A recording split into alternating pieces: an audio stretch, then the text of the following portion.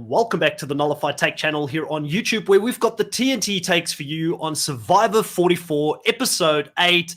I'm your host, Chris, and for those that have been listening to my podcast and following along for a very, very long time, I got him, everyone. I brought him in from the edge of extinction, my former co-host, Riley. Riley, how you doing? Snuffed. Yeah, how's it, Chris? It's great to see you. I didn't seem to get the memo because, after season 40, they got rid of the edge of extinction, but I was just stuck there.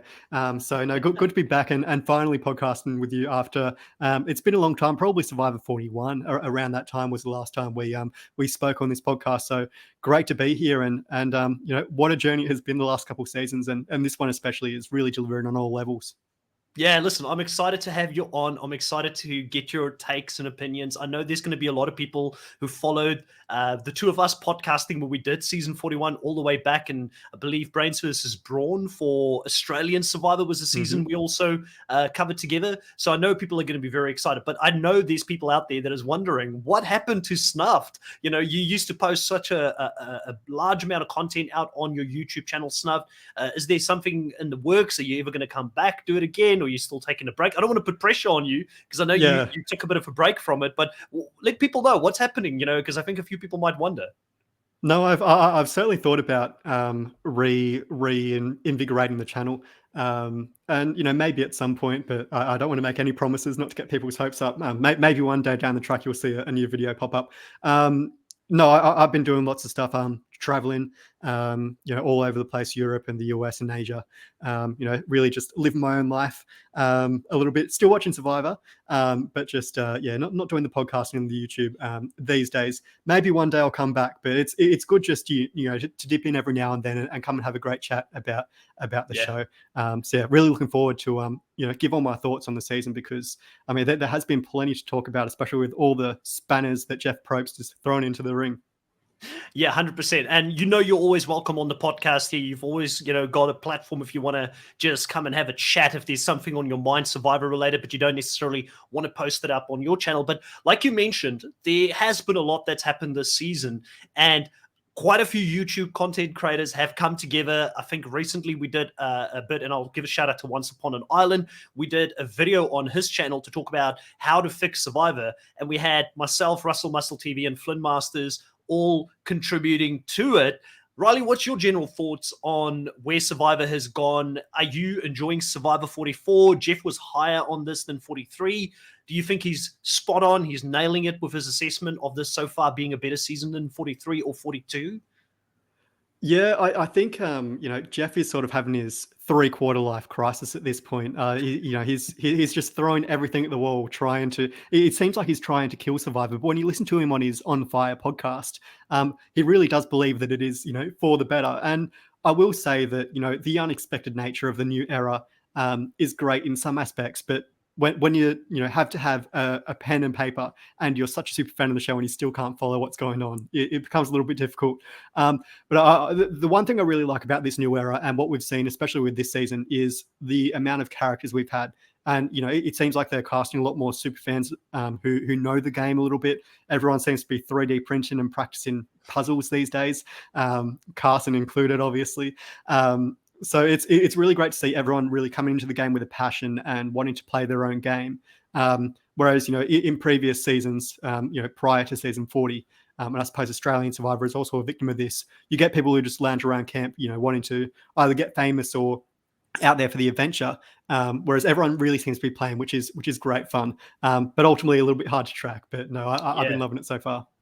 I do think that, there is an argument to be made for there to be a balance between super fans and those who don't know the game that are coming into it, because sometimes some of our best characters, not this season, because Carolyn's a super fan and she's probably the biggest character this season, but, sometimes some of our best characters, they weren't fans when they came onto the show, like a Philip Shepherd, a Coach Wade, someone like Keith Nail, RIP, we lost the legend this week, not the biggest fan of the show, but came in as a casual and then stole our hearts because they learned the game on the go and they became this larger than life character on the show. So, but there's a lot that you mentioned in regards to, Jeff throwing a lot of things to the wall and just trying to see what sticks.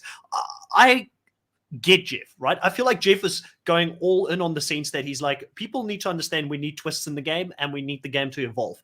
None of us argue that. You don't argue that. I don't argue it. None of us that are enthusiasts about the show argue it. But do we need 10 different things happening in one season? And also, no round of voting is ever the same almost. Like, we had our first normal tribal council this episode, which I know people have been waiting for because we've had back-to-back twists to the vote. Yeah, exactly. And actually, this is the first normal final 10 vote we've had since the Edge of Extinction. Island of the Idols had the split twist. Winners at War.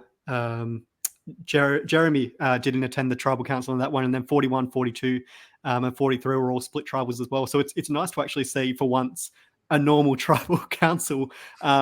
And again, just seeing Idol played and, the plan, the minority usurping the majority in this case, which is really great to see. Wow. But no, it has been all over the map. Wow, so you trust the players for one round and they deliver absolute gold and strategy, which is what we want to see as fans of the show. Now, I know when I spoke to you and when I reached out, you said that you were behind on Australian Survivor. Have you caught up and have you watched the full current season of Australian Survivor?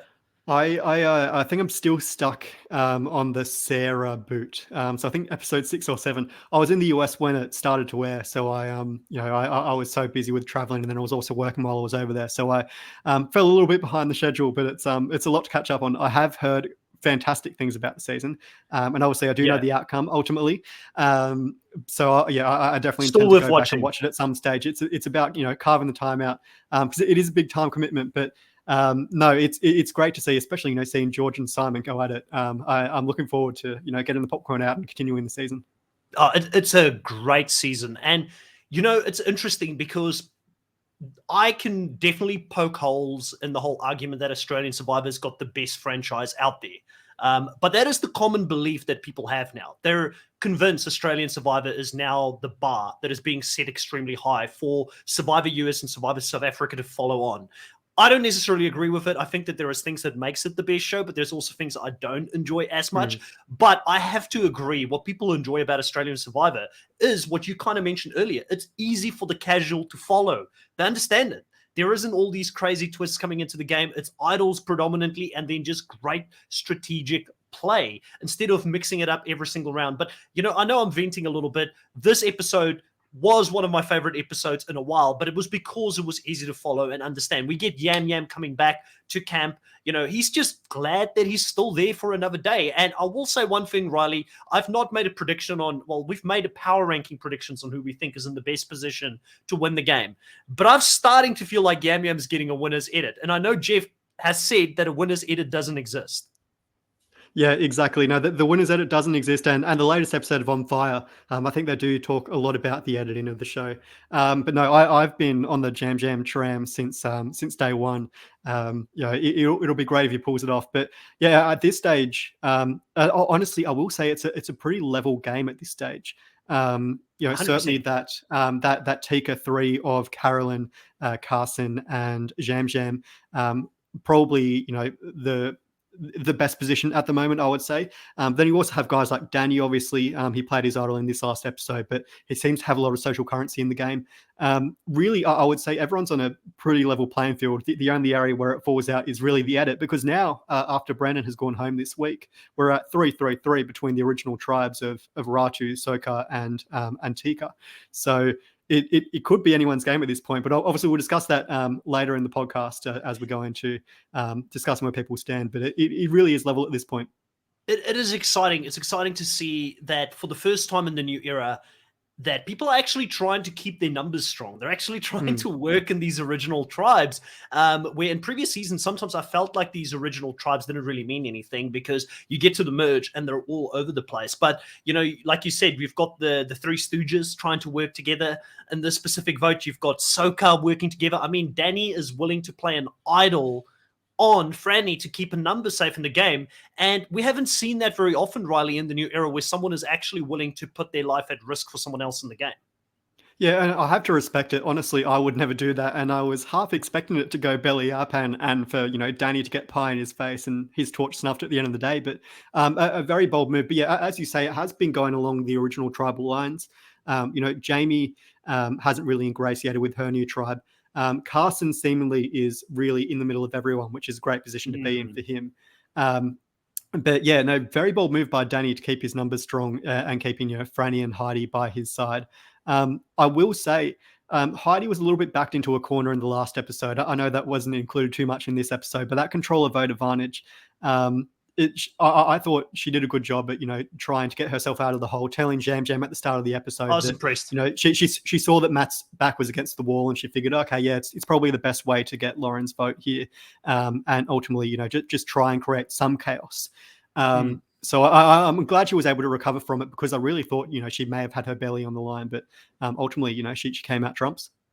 Yeah, I agree with you, and great that you're mentioning Heidi in this spot, because when we did our power rankings, Kahuna and I last week, we had Heidi in our edge category. So we've got three categories: the edge of extinction, we've got the spy shack, which is in the middle, and then in it to win it for the top people who are in the game. And I bumped her down from the top of spy shack into the edge because I thought she was in danger coming into this week. She did extremely good damage control with Yam Yam. It seems like both of them are in a good place, and to the point where I felt like this was Heidi's coming out episode.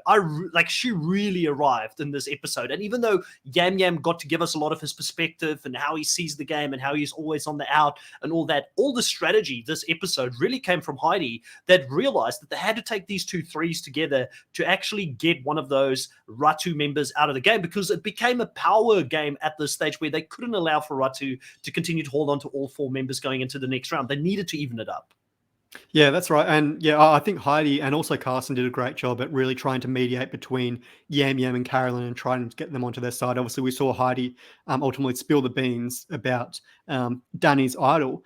But what Carson was able to do as well was really just to cool Danny's jets and say, listen, it's fine. We don't need to change the plan at this point and go panicking. I can manage Yam Jam and, we can go forward from here. But no, yeah, it was really interesting to see that Heidi, all the strategy seemed to revolve around her. And I do think that her currency is definitely improving. Her stock is definitely ticking up in the game at the moment. And I must say, I've been impressed because we haven't seen too much from her prior to this. Yes, I mean, last episode, there was a few times where I saw her trying to strategize when she got a little bit of power in the game, and I thought, where was this Heidi the whole time? And then I thought she got herself in a hole similar to you, but she got herself out of that hole and she took control of the vote. I don't know if she can remain in control, because sadly, I think Danny's a great character, but I feel like Danny is sporadic. And at this stage, Danny is out of he was in our top three when we got to the merge as potential winners. He's definitely fallen out of that top three for me. But I'm kind of looking at Heidi and I'm thinking, if Heidi continues to build this way, she could be a winner. She could be someone with a great story if she gets to the end, and she could definitely pitch her case to the jury. But another person, the person who's been at the top of our power rankings for 2 consecutive weeks now, is Carson. And you mentioned him now. It's for obvious reasons. He's got connections everywhere. We said he looks like Tom Holland. He's, webbing his weave, or getting all the spider webs out there with all these different connections. The problem for Carson, though, is that if he gets to the end, everybody loves Carson. They all want to work with him. Even Danny has a conversation with Carson, and we've never seen how that bond was created because he was never in their tribe at any stage in the game. But he's someone that everybody wants to work with. He had a bit of a quieter episode, but young Carson was struggling this episode. We saw him get sick out there on the island. I wouldn't want to go through that if I was out there, because you just know you don't have medicine, you don't have the comfort of your own home to try and bounce back. Yeah, did he 3D print his vomit though? Well, was that all a ruse to try and make the tribe cozy up to him? But no, Maybe. yeah, really unfortunate. I don't know if it was a reaction to Carolyn's food. She certainly didn't seem to feel too bad about it. And actually, it was great to see her really taking on that motherly role and comforting Carson and saying, I'll pair up with him in the immunity challenge. But yeah, obviously, I'd imagine it's so tough out there, especially when you get sick, and being in the damp all the time as well would just exacerbate that. But I mean, he's been a trooper this season. I have been very, very impressed with him. I know in the preseason, a lot of the Survivor fan community weren't so impressed with him for selling pillows with his face on it. Who cares? But you know what? That's fine at the end of the day. Honestly, I'm considering buying a Carson pillow at this point because there's been just been a bright spark on the scene. Ultimately, I think he represents the super fandom, although maybe to a greater extent. I'm sure Russell Muscle will be proud of him, with all his 3D puzzles going on at the moment, and what Carson is doing there. But yeah, he's really managing his game well, and I think that that twist on the island, Shipwheel Island, really benefited his game to try and get him in early. I know you mentioned there earlier Danny's stock is tanking a little bit. And I do find that, in this day and age with all the super fans that are being cast these days, it is harder for him to, try and pull off a Tony Vlachos or Chris Underwood isn't a good example, but a Tommy Sheehan, someone who's a strong physical threat, and ultimately playing a very loud game. It's going to be difficult for him to manage. And honestly, I do see that even though Danny has the numbers at the moment, I can't see him staying for too much longer, to be honest. Yeah, I mean, if we had to look at like one little silver lining here right now for him is the fact that everybody knew he had an idol. That was something that Matt kind of outed him a couple of episodes ago, or an episode ago. So him playing that idol at least takes some of that target away from him, where people at least now won't try and flush the idol or put votes on him unnecessarily. His biggest ally in the game, Heidi, he's got to hope that Heidi can build those connections and that the Tikka and Soka connections stay strong. But we also know that Carson's got a really good connection with Kane. Nerds stick together. That's a thing, apparently. So, potentially there's still some things that Carson can do and they can still move. Tikka really does seem to be the tribe or the alliance with all the power. How did this happen, Riley? How did they ass backwards stumble into such a great position in the game? Because normally we talk about the swing vote. Now it's the swing tribe. Yeah, that's right. And honestly, we've seen that a lot in the past. Obviously, with Janice and Malcolm going all the way back to Matt Singh in Philippines. Stephanie, she held a lot of power in Oolong. Back to Survivor 41 with Shannon Ricard as well. I find, especially now that we don't have a tribe swap, everyone is really just stuck in that, tribe strong mentality, which is really the opposite of what you would think for modern day Survivor, where you think it's supposed to be all fluid. But it does seem like they're sticking with those 3 voting blocks. And you're right, Tikka are in the right position. I know Jam mentioned it. He's been to, I think, 7 of 9 tribal councils, 8 out of 10 now at this point, and he's been on the block for every single one of them. And I do think that people see that, they've gone through it. And, one, they sympathize with them, but they also see them as being more strategic and, more able to get out of a sticky situation, which is ultimately, why Tikka are in such a good position at this point. And I can honestly see, as you said there, Carson going back to Ratu, and it seems Carson is also the web for Jam and Carolyn as a unit of 3 as well to move throughout the game. So I can really see the Tikka tribe, flip-flopping from Ratu to Soka and back and forth until ultimately they find themselves as the final 3 in the end, potentially. Yeah, while we're talking about gameplay and talking about the Tikka tribe, I take my hat off for Carson and the Tikka tribe to actually still go ahead and place the votes where it should have gone with Ratu, because now they've got the ability to go back and say, hey, we were with you, but we just didn't know that Danny was going to play the idol. And even if Danny comes out saying that they knew, who are you going to trust? This guy that's at the bottom that is in danger and will throw anything at the wall to try and get into the next vote? Or are you going to trust Carson, who has been loyally voting with you the whole time and has now brought in Carolyn and Yam to that alliance as well? I kind of feel like the likes of a Lauren and a Kane and a Jamie, they're going to continue to want to work with Tikka after this vote. So Tikka's the biggest winners because they didn't have to show their hand. Yeah, exactly. Well, Carolyn voted against Brandon, of course, but you're right. It is a very good move to, try and mask your vote. I've been watching a lot of Big Brother lately, and obviously that's a big strategy. And Big Brother is voting with the house. You go where the majority of the tribe is going ultimately, even if you are in the other camp and they have the numbers to go across. So no, yeah, I definitely think it's a great move, and it does minimize the noise coming back to them, because ultimately, the Ratu camp are going to say, Carson and Jam ultimately voted with us. They're in our camp. I know Jamie and Jam have formed a little bit of a relationship there and a little bit of a friendship. So yeah, they're definitely in good place. Although really, I feel as though in this day and age, no one really has sour grapes if an alliance votes the other way. I mean, they should have seen Brendan getting voted out, from a mile away, because he's such a big physical threat, and he has been controlling a little bit of the strategy as well. But no, great move by Carson and Jam as well. Yeah, so 2 out of 2 for myself and Kahuna. We did predict that Brandon was on the edge coming into this episode, and he ended up going home, similar to Matt, who we predicted was on the edge the previous episode. So let's see if we can make it a 3rd week in a row when we do our power rankings, and try and see if we can get it right for a 3rd time in a row. But Brandon, you kind of mentioned it earlier with Danny. He's just such a physical guy, big alpha male, clearly was very charismatic as well, which makes him even more dangerous. You almost want someone to be socially unaware when they're that alpha playing the game, because then at least maybe they'll piss some people off to the end and then you can still get the vote. But if they're likable as well as being physical and a good looking young guy like Brandon, you're going to get in trouble out there, Riley. Yeah, that's right. No, I do think Brendan, managed his game really well. I mean, obviously, day 2 he had to play his idol because everyone knew he had it.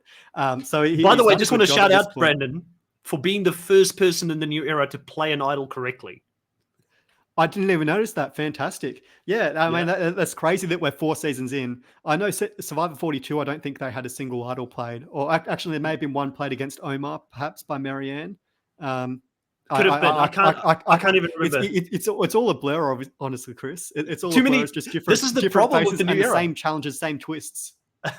Yeah, and that's what I was going to get into next. While we move on and pretend like we know if Brandon was the first, but I feel like Brandon was the first person to play an idol correctly. You're probably right. Because there's been so many advantages, but no one seems to be able to actually know what to do with them, which is not great because we've got more fans of the show playing the game, but they're still misplaying it just because there's so much going on. But I wanted to talk about the challenge. I wanted to move into the immunity challenge. There was a little bit of a twist to the immunity challenge coming in. Mm-hmm. They had to select pairs coming into this. I won't lie, for a second there, I thought maybe we are finally going to see Destiny's Tide coming into this game where everything that they do, they both win immunity. They both go home if they get voted out. I was kind of hoping they mix it up in that way. We saw it in Survivor South Africa.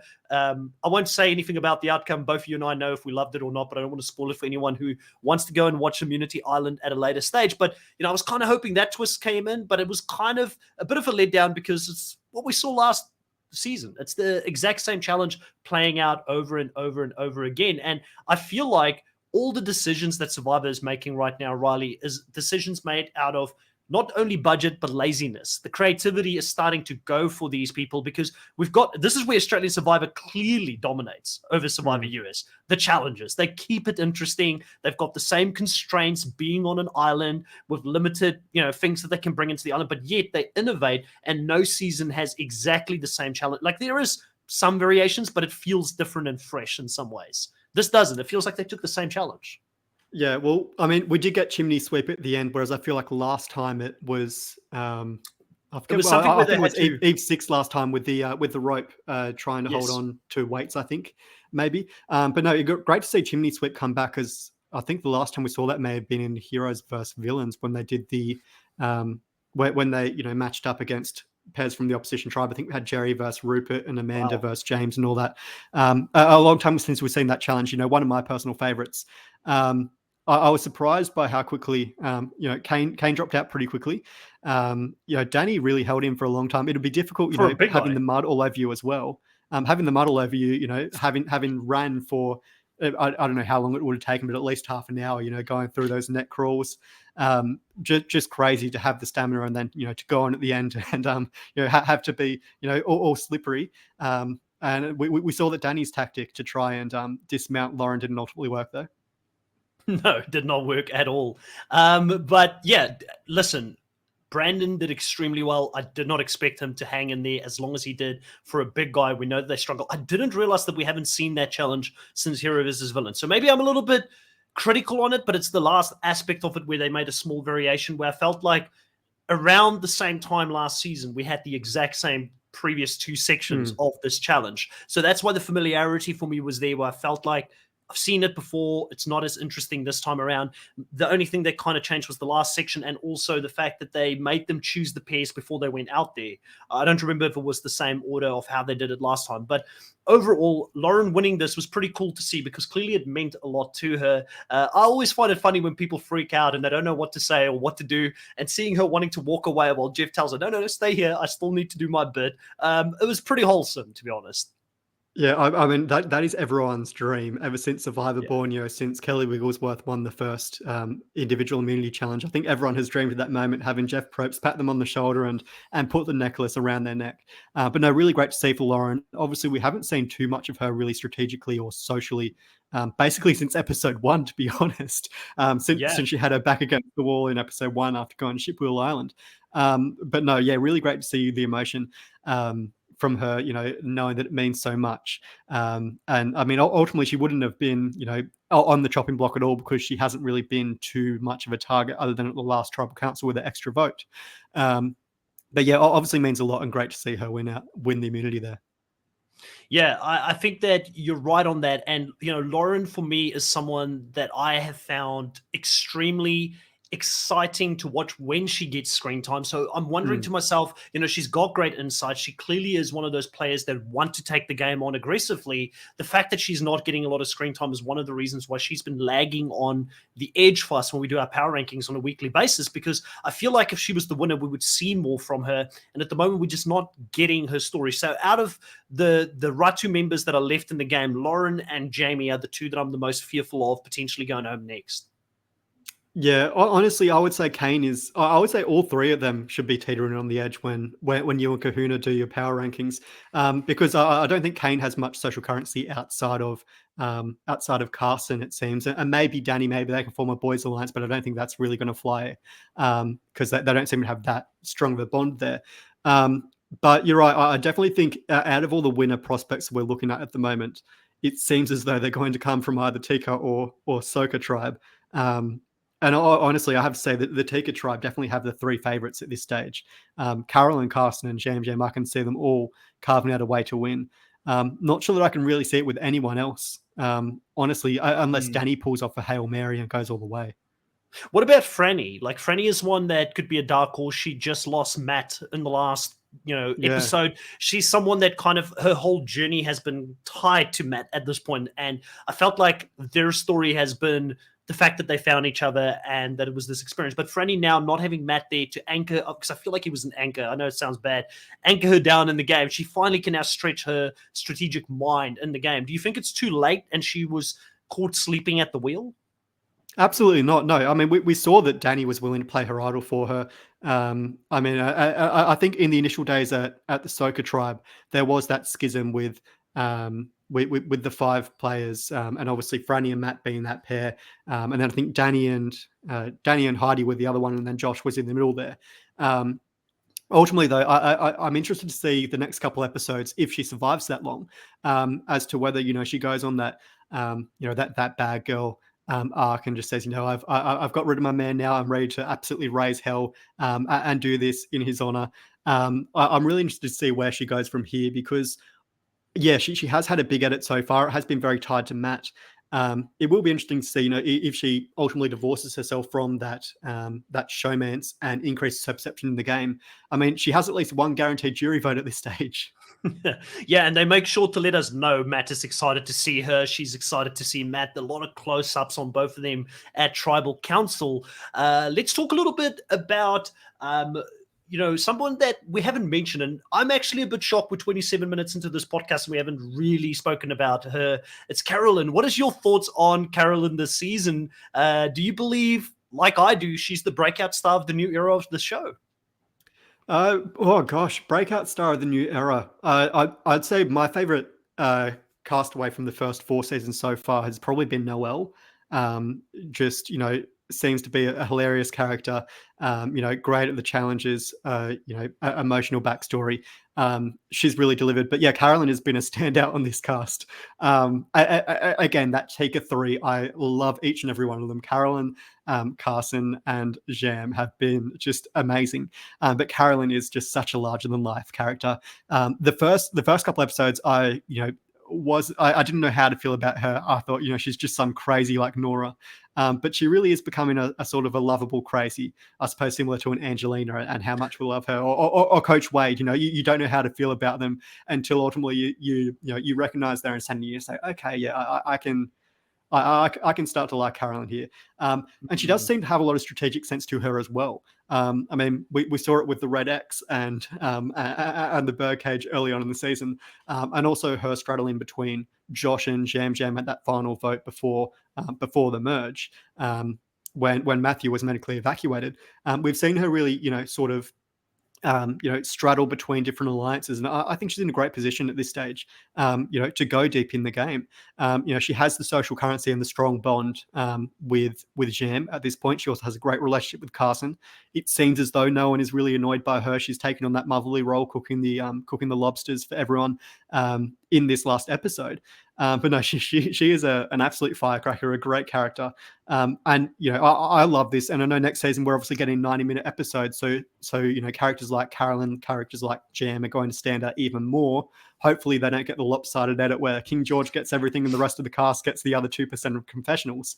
But she's been fantastic. You had to say it, Riley. You had to say it. And then for those that do watch Australian Survivor, I know we jump back in and out. So if you don't know what we're talking about, you won't know. But that is one of the criticisms, to be fair, that I have of Australian Survivors, that they choose to show 75% of the confessionals go to 2 people or 3 people on the cast, and then the rest of them just get purpled. I think that you can't say that that is great. We need balance even on the Australian side when it comes to that. But, talking about Carolyn and my own thoughts on her, I've said it a few times here on the podcast. People know I'm a Carolyn stan. First episode, I wasn't feeling it. Second episode, I was in. I immediately got what production saw in her. It wasn't just the fact, like you said, she was this crazy character. It was she came across as being crazy, but she was actually very intelligent and knew how to strategize and how to play the game. Still the only person that, Riley, I hate it when people get an idol and they tell people about it. That's one of my pet peeves. That's something we spoke about and debated on for a very long time. But I'm very, very excited that she has kept her mouth shut, and she's the only one that knows about that idol and the fact that she has it. And also, I think she was the only one who played the birdcage correctly by not really replanting that key, putting something back in it and making sure that no one else finds the key so no one could out her that she's got the idol. It seems to be the right way to play the game, Riley, is not to engage in these silly shenanigans that the producers put out there, because it blew Danny's cover at the end of the day. Yeah, well, I mean, as far as everyone is aware, Helen got voted out with the idol back in episode 2 or 3. So she's playing it great. And I'll tell you what, if Carolyn wins, my favorite winner of Survivor is Fabio.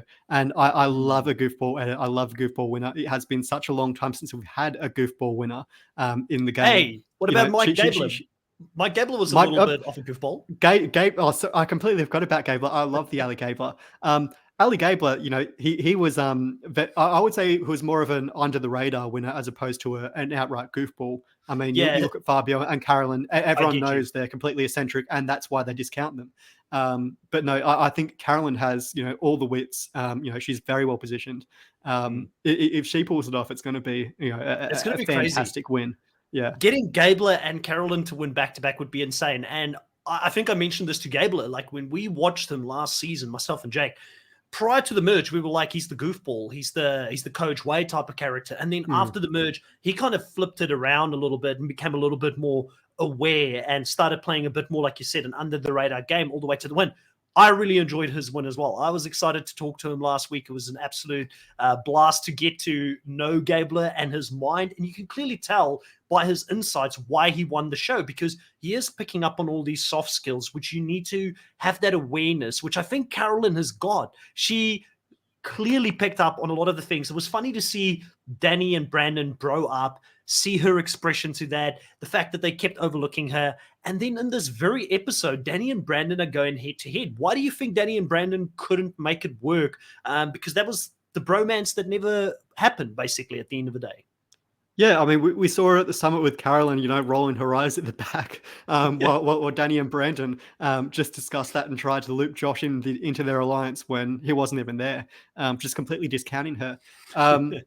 Yeah, it seems as though Brandon was just very tribe strong, and he recognized that he had the 4, and Carson was with them as well when they made the swap, so that was 5 for them.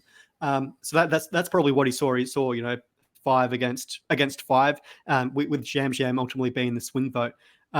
So I don't blame him for not going with Danny.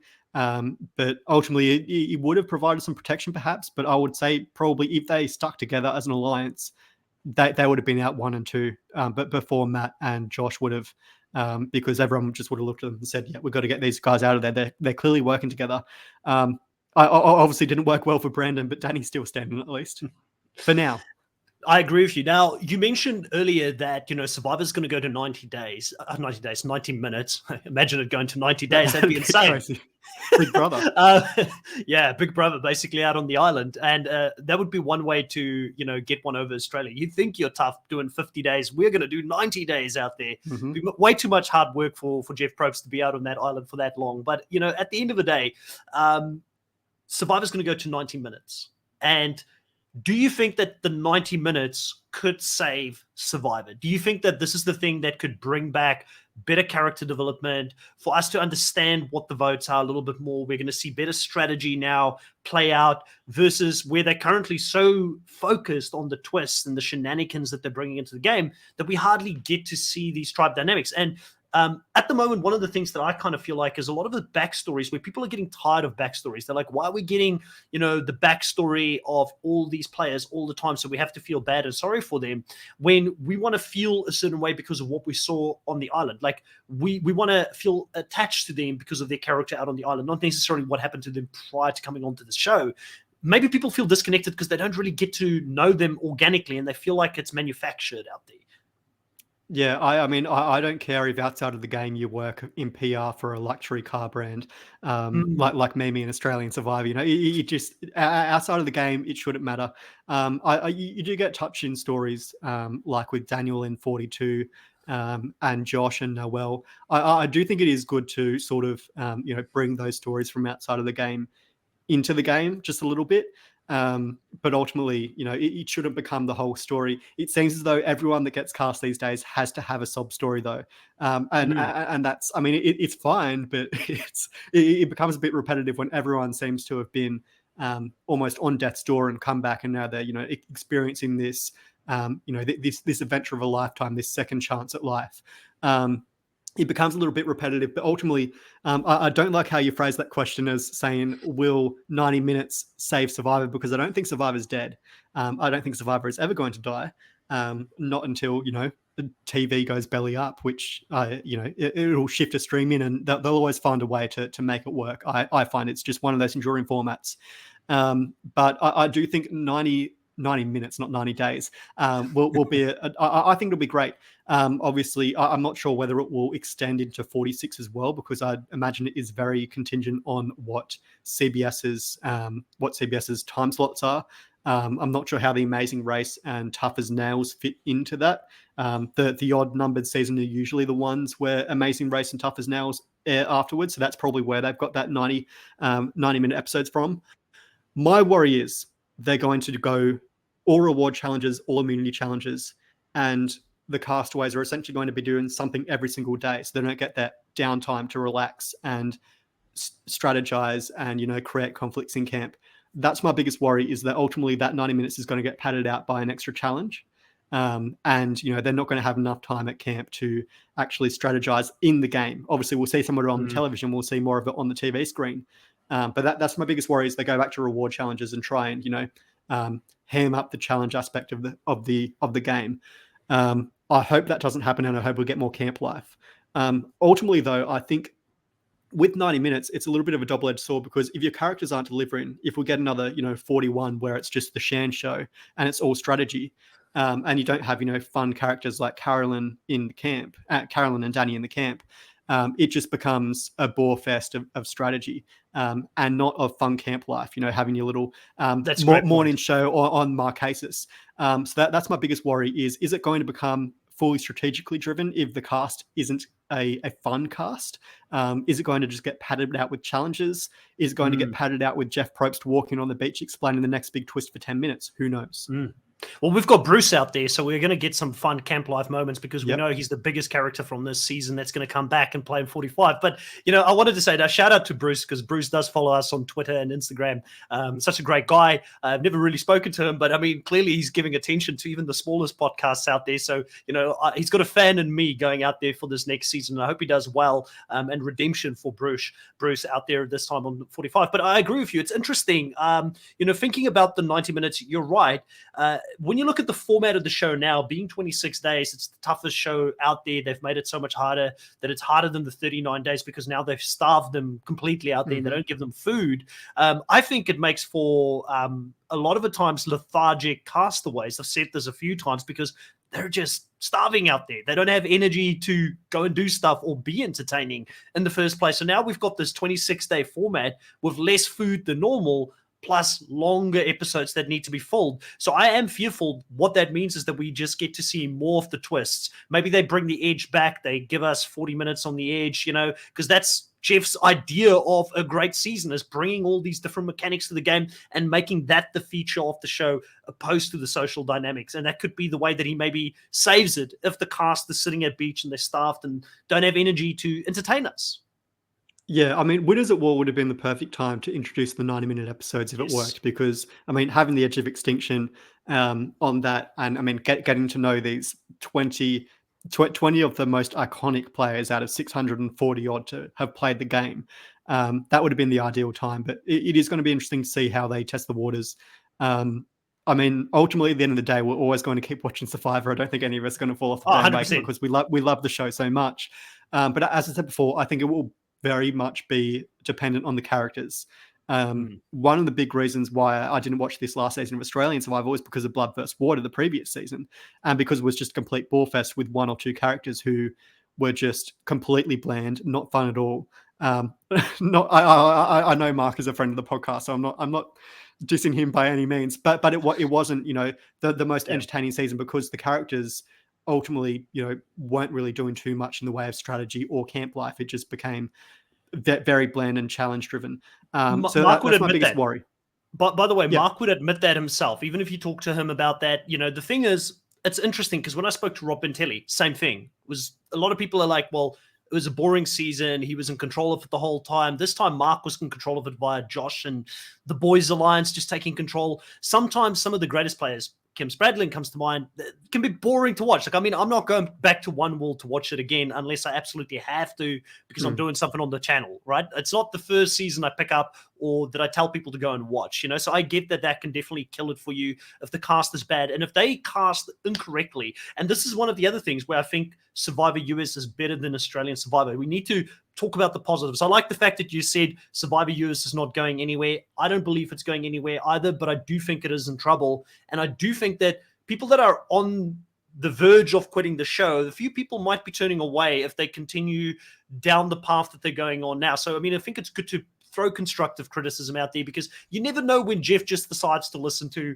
a random podcast called The Nullified Take because it's named after the Nullifier and he thinks the Nullifier is a great twist. So maybe just listen to this episode, listen to this little bit, cool it a little bit on some of the twists. Maybe we can make it interesting again. But I digress. I've completely gone on a tangent. I wanted to talk about the fact that this 90 minutes, I think, is a good thing, but you bring up a very, very valid point. They need to cast well, but I do have faith in the casting department of Survivor US more so than Australian Survivor.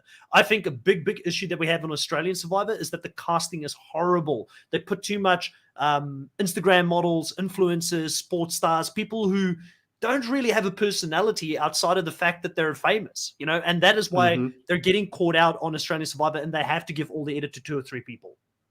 Yeah, you're preaching to the choir here, Chris. You're preaching to the choir. I mean, there's no need for the Sophies of the world to be on Australian Survivor. It just, they don't deliver anything other than drama outside of the game. But no, that's one of the great things about the new era of Survivor I have found is it seems as though everyone is there to play. Everyone's a fan of the show.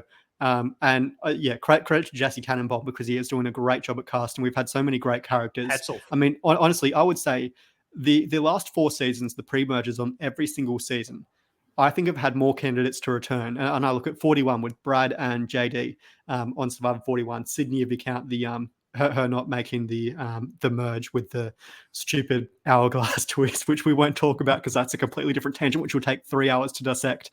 Yes. And then, for 42, you've got guys like Daniel Strunk and you've got Jenny Kim.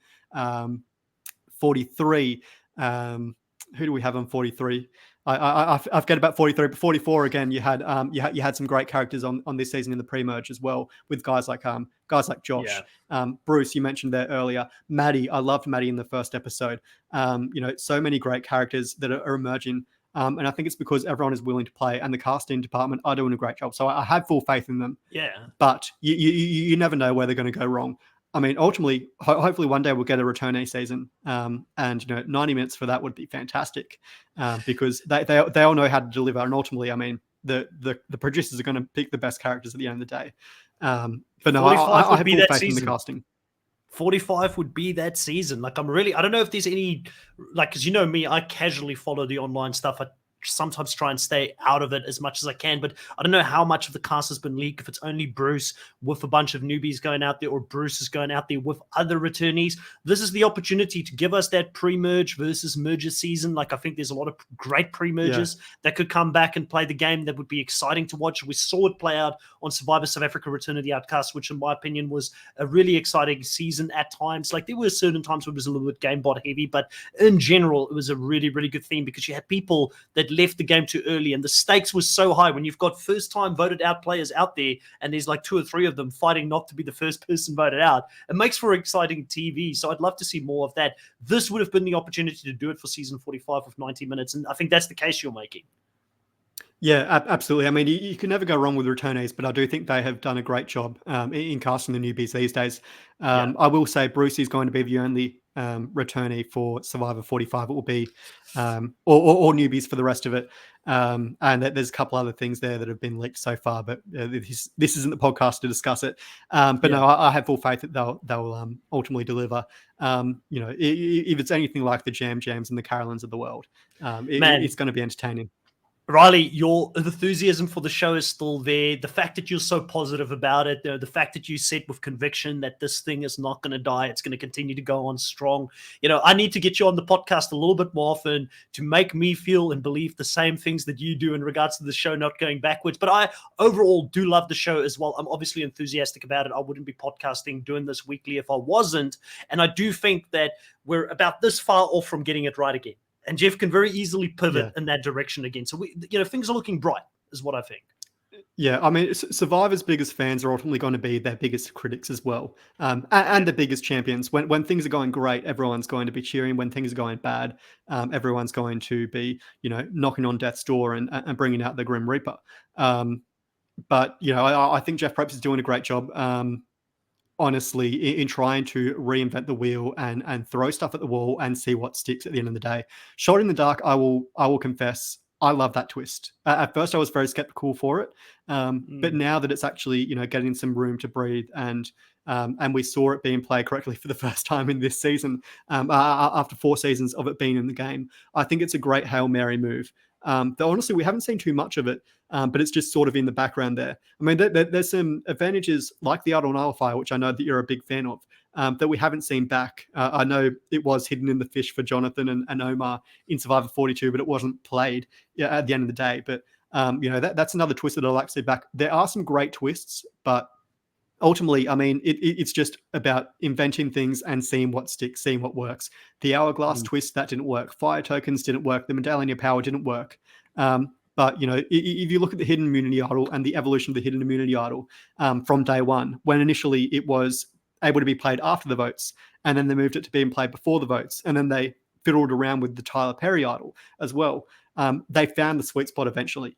And I'm probably being too positive about Jeff Probst here because he has made some massive... People are going to come for you. Massive mistakes with twists over these last few seasons. But I do think that, they'll find a happy medium.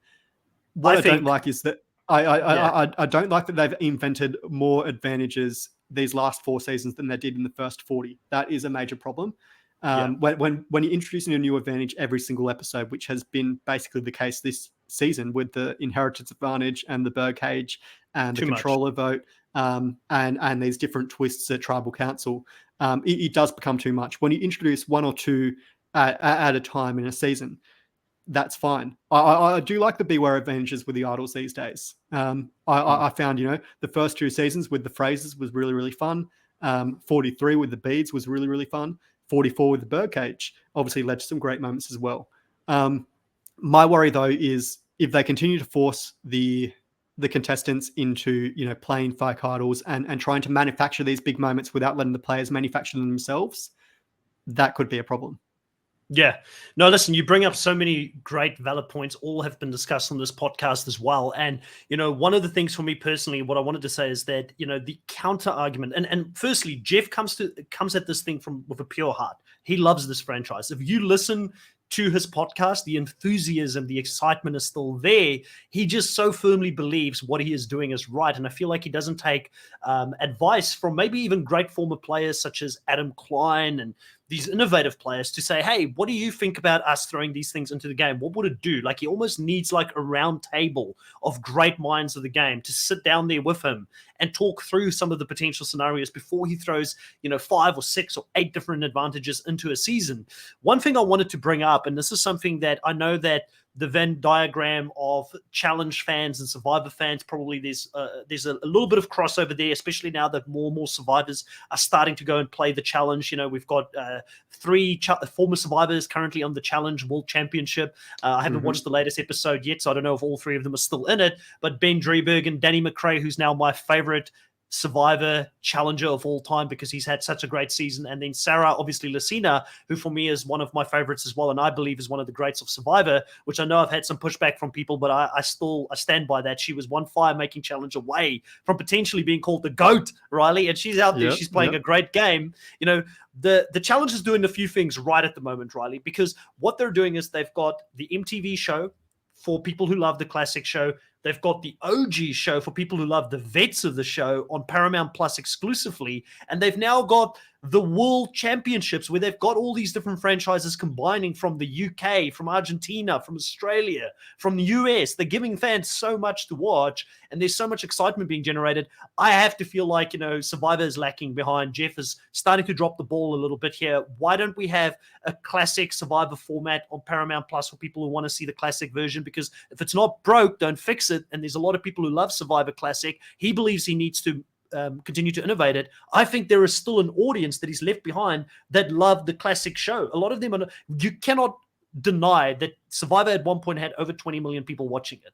And you can say, yes, some of these people may watch it on digital platforms now, but I doubt that 15 million people are watching it on digital platforms when only 5 million are still watching it on live cable right now. So there must have been a drop-off.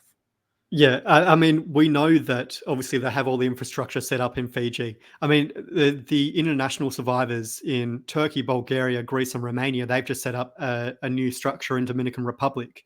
And they're all filming in the same period and recycling the same challenges just on different days.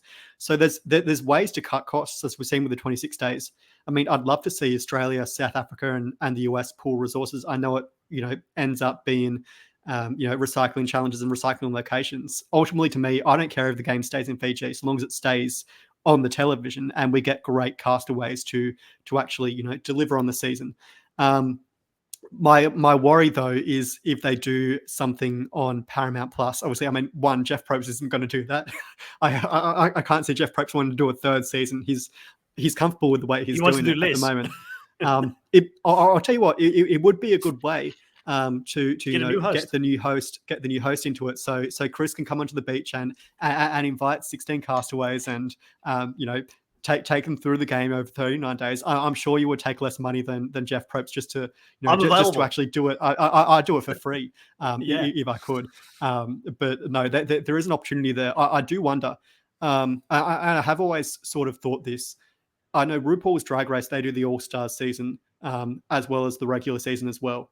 I would love to see something like that, in a shorter format. You can have it be, like Celebrity Big Brother and Normal Big Brother. Just have it over, a shorter period of time, have 12 castaways over 20 days, however long they want to do it for, and just have a little backyard sort of tournament. That'd be great. You can go back to basics and it's just there for the hardcore fans. And we get to see, we get to see people like Matt from this season come back, or some obscure pre-merger like James Lim from Ghost Island, whoever we want to see, because there's more opportunities. You never know what would happen, but I can't see Jeff Probst going for a 3rd season in a year though. No, probably not. But I mean, I think there's some great ideas out there. In fact, I think that we should talk about this topic in the off season in full detail. Like, what other options is there for international Survivor to become a viable thing? Because I'm sure they could get Nico Panagio to do it for a fraction of the money that Jeff does it for, or even JLP, who I both think are very capable hosts that could step into that role. And if it did mean that we could finally see this crossover of seasons coming together with some of the best from South Africa, Australia, and the US taking each other on, I know there's going to be no shortage of players who would want to go out there and do it. But Riley, it's been great catching up with you. It's been great talking about this episode. I know we went on a little bit of a tangent there at the end, but I know people love to hear these things when we talk about Survivor. let people know, where can they, like, are you still available on social? I feel like you're not really on social, but let them know about your channel, because there's still some great videos out there for people to go and enjoy. Is there anything they should check out on the Snuffed YouTube channel? And also, how do you feel about Simon stealing your name? You just removed like an E. I did see that, and I might have to have a word with him, because Copyright. I think I spoke to him before he invented that brand. So who knows? But no, he put an apostrophe in instead of the E. No, I love Simon. He's a great guy. He's an awesome guy. Yeah. And it was a shame to see him get all the flack he received this year. But I mean, he is a great. He was loved by the end. Honestly, by the end, he was honestly one of the nicest guys in the Survivor community that I've come across. He's he's a really great guy. But no, my channel, Snuffed on YouTube. I don't post there these days, but there are videos of how every Survivor winner won. I think up to Sophie, perhaps up to season 23. So Sophie's the one who broke you, is what you're saying. So Sophie's the straw that broke the camel's back. No, the next season would have been. Were you a Coach Ben? Were you a Coach Wade fan? Exactly right. No, Brandon Hance fan. Brandon Hance was robbed on that season. Cowboy Rick didn't get a big enough edit on that season. No, that was the straw that broke the camel's back. South Pacific. Jack and Jill, I'm not a fan of that movie. But no, so that you can definitely go check that out. Maybe one day I'll come back. I don't know. I do love having these chats, and obviously there's plenty to talk about in the Survivor universe and the reality TV universe as a whole as well. So you never know when you'll see me again. But no, if you do want to watch a defunct channel and check out all the archives there, definitely go over to my channel and subscribe to the Nullified Take as well. There you go. So if you liked seeing Riley, aka Snuffed, back on the channel, and you want me to keep pressure on him to come and talk to us every single season, because I love talking to Riley on the show. Riley, this took me back to when we first started this whole thing. It's so much fun to talk to you again. Again, it's easy because we've done this so many times in the past. So let us know in the comments below. What did you think of this recap? What did you think of some of the crazy ideas we threw out there? Should Survivor do an extra show, maybe on Paramount Plus, that focuses either on the classic version of the show that we all love, or maybe do something with a World Championship similar to what the Challenge World Championship is doing, where we can get Survivor South Africa and Australia involved as well, or an All-Stars version. But subscribe to this channel, please. That does help with the YouTube algorithm. It does help also to get great guests on the channel. I am in the early stages of talking to more Survivor US players. So, any of that subscriptions, it does help with our credibility. And then please hit a like, please put the notification bell on so you can be informed next time that we go live. But for now, I'll see you guys later. Bye.